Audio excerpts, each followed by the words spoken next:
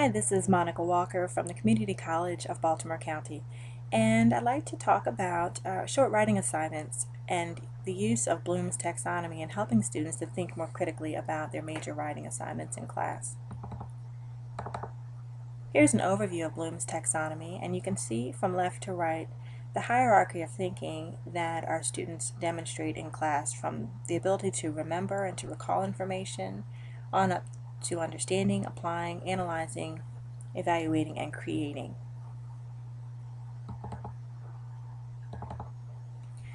In my basic writing course, I have students to read the article "Ordinary People Produce Extraordinary Results" by Paul Rogat-Loeb, and this article centers on Ms. Rosa Parks and her role in the civil rights movement. And I challenge students to consider whether Ms. Parks was an ordinary woman who did an extraordinary thing with her involvement in the civil rights movement, or whether she was extraordinary to begin with. This leads us to a discussion of personal heroes that my students have, and also their own sense of heroism based on their volunteer work or involvement with social causes. Here are two short writing assignment prompts that I share with my students, and they deal with varying levels of Bloom's taxonomy. Let's take a look.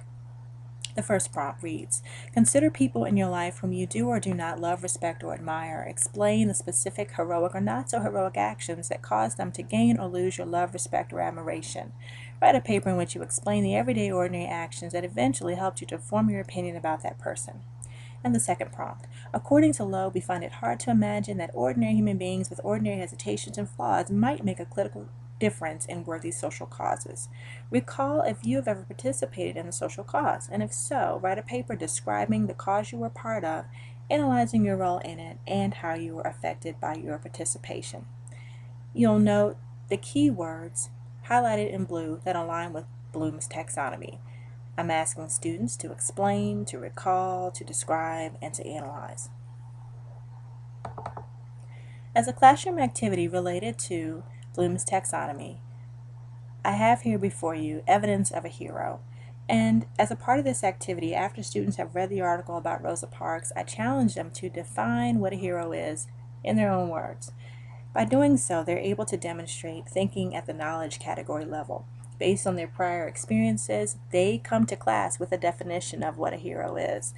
And this enables them to identify some evaluative criteria through brainstorming. I then present for them a carousel, if you will, of pop culture icons and celebrities, and I ask them to use their definition that they've come up with to consider the particular celebrity and explain whether he or she is a hero and why or why not. This challenges them to come up with examples and be able to demonstrate knowledge in terms of whether or not a particular person meets their criteria and definition. And finally, in the application stage, I ask students to give me a final verdict as to whether or not they would consider, based on our discussion, based on the evidence, based on what they've come up with in terms of a definition, whether the particular celebrity is a hero.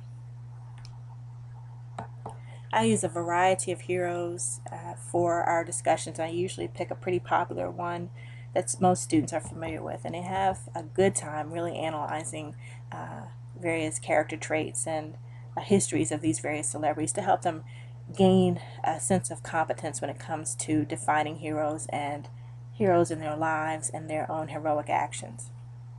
I always close the classroom activity with a discussion that takes us back to the reading, back to a discussion about Ms. Rosa Parks, and without fail, every time I've done this classroom activity, students have identified her as a hero. Again, using Bloom's taxonomy to demonstrate knowledge of what a hero is, to define it for themselves, to demonstrate comprehension and the use of examples to support their judgment, and then finally to make a final judgment.